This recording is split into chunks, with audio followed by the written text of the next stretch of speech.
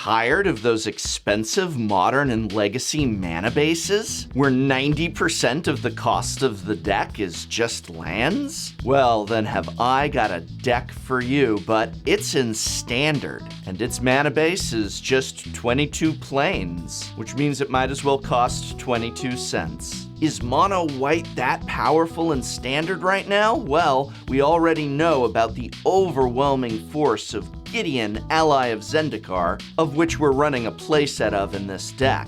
But right on curve for that 4-drop is of course the brand new Gideon of the Trials. At 1 and 2 white, this Gideon hits the field running and can immediately create an emblem that says as long as you control a Gideon Planeswalker, you can't lose the game and your opponents can't win the game. That's right, any Gideon Planeswalker, including Gideon, ally of Zendikar, but of course also Gideon, Martial Paragon. The Gideon from the Planeswalker decks that is amazingly standard legal, we'll run a playset of him as well. And in order to make sure all our Gideons resolve, we're gonna run a playset of Gideon's Resolve, which will let us search our library and or graveyard for Gideon. We'll also be running playsets of Oath of Gideon, Gideon's Reproach, Gideon's Intervention, not to mention Call the Gideons and Deploy the Gideons. Giddy up, giddy in, and giddy on. Because this deck is oops, all Gideons.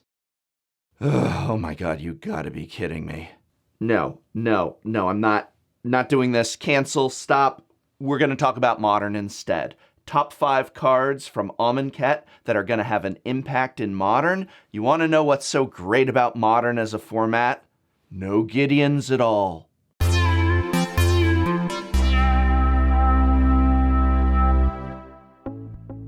Before I get to the top 5 Amonkhet cards that are likely to see play in Modern, I want to let you know that I'm giving away booster boxes of Amonkhet to lucky subscribers. Specifically two lucky subscribers who will each receive a sealed booster box of Amonkhet, a sealed bundle of Amonkhet. Remember, bundles are what we call fat packs now. And one of each of the Planeswalker decks for Amonkhet. Remember, Planeswalker decks are what we call intro packs now. And all you have to do to enter is be a subscriber to my channel or to the Mana Source if you'd like an additional entry, and click the link in the description below. Anyone in the entire world can enter, will ship worldwide, and 2 people will win the booster box bundle and Planeswalker packs. Alright, let's talk Amonkhet and Modern.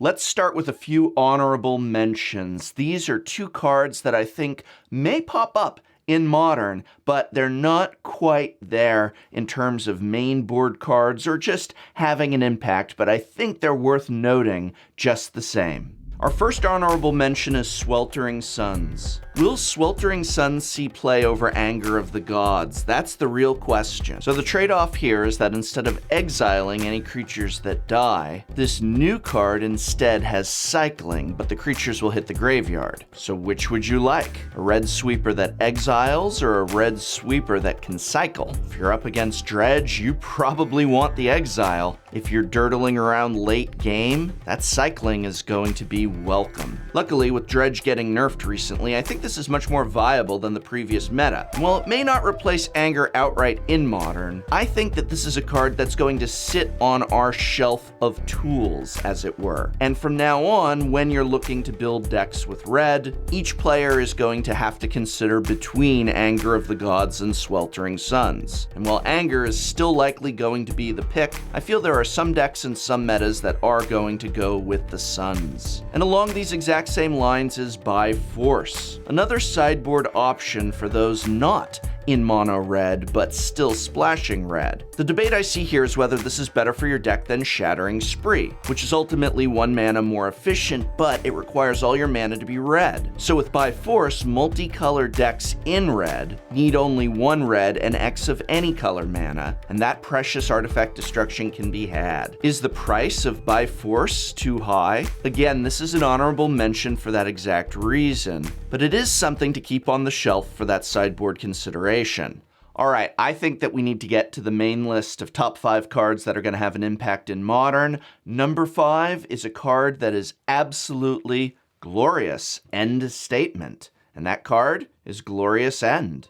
Glorious End costs 2 and a red and is an instant that simply reads, end the turn. At the beginning of your next end step, you lose the game. Not so simple is the incredible power and complexity of being able to end the turn, which means when Glorious End is successfully cast, you exile all spells and abilities on the stack, and the player whose turn it is discards down to his or her maximum hand size. Damage wears off in this turn and end-to-end of turn effects end. So how and why do we use this? The obvious combo is with Sundial of the Infinite, which allows you to end your turn before the end step. Thus you could use Glorious End and not lose the game. Stifle effects can also be put to use, but that feels like a stretch. And while this has some potential in conjunction with Hive Mind, I don't see this as being what the deck wants. What I do see this as is a clever way to help ensure combos going off, or possibly even to disrupt them from going off on the other end of the table. After all, when you're a turn away from smashing face, ending your opponent's turn might be worth it if they're a step ahead.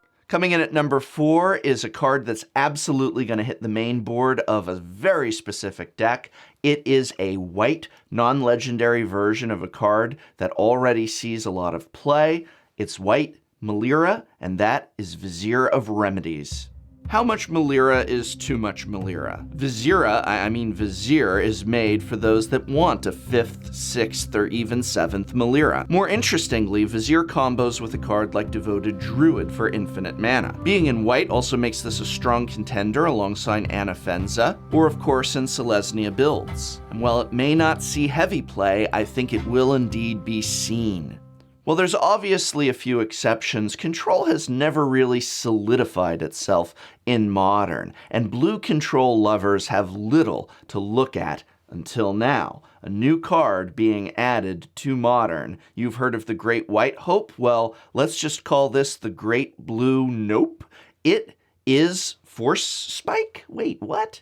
Force Spike has been an odd omission from Modern, especially considering its Planar Chaos color-shifted version has been in the format and more or less harmless, but now at last Force Spike is printed into Modern. Only it's not Force Spike and it costs an additional mana and it's under the name Censor. So how is it that I see this overcosted Force Spike as a card that may see Modern play and might even enable blue Control builds of power we've not seen? Well, besides being in blue, the ability to cycle for only 1 blue is worth the extra mana. Games go late or your opponent just holding up too much mana, cycle for the low cost of 1 and draw into something better. What we have here is versatility, and the format is ripe for a control deck other than Mono Blue Tron or Grixis to make a name for itself.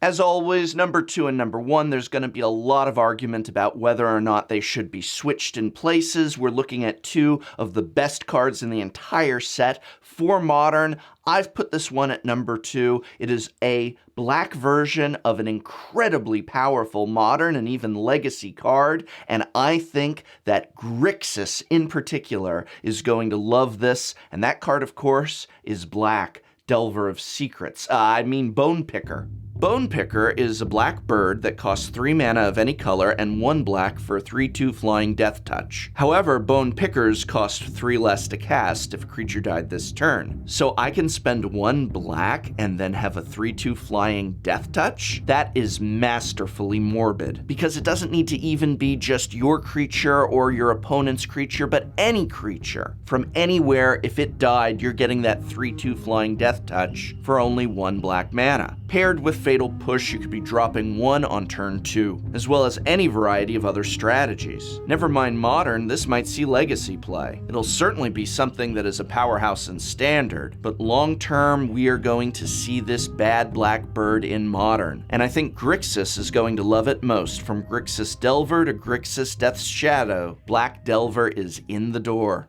And the number 1 card that's most likely to not only see Modern play, but shape and perhaps even dent the format around it in such a way that we see a real shakeup and a real change for how people play it, well, it may be harsh, but I'm going to teach you what it is and what it does. That's right, the number 1 card for Modern from Amonkhet is Harsh Mentor. Harsh Mentor is a human cleric for 1 and a red that reads, whenever an opponent activates an ability of an artifact, creature, or land on the battlefield, if it isn't a mana ability, Harsh Mentor deals 2 damage to that player. At first, this reminded me of Eidolon of the Great Revel, a particularly potent modern card that punishes all players for casting spells at converted mana cost 3 or less, which is essentially the vast majority of modern spells. But Harsh Mentor has so much potential use, much more so than Eidolon, which is largely relegated to burn lists. And yes, while the first and most obvious place to put Mentor is in those burn lists, I see it as being run either in the main board or sideboard of any deck with red access, because of its ability to shut down so many key pieces of other potent decks. Of particular note is the way it punishes the horrible evil lantern control, and I think this will cause a headache for anyone on Death's Shadow. Along these same lines, if Splinter Twin were ever unbanned, this would also shut down that strategy quite effectively. I hope very much this list has been of some interest to you, but I want to know what you think.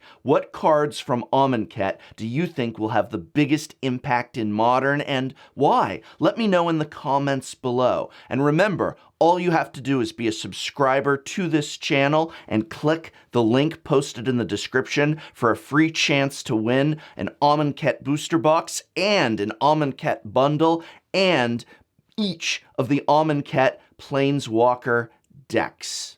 And this program was made possible thanks to a sponsorship from Card Kingdom, as well as the Patreon support of viewers such as you. So thank you.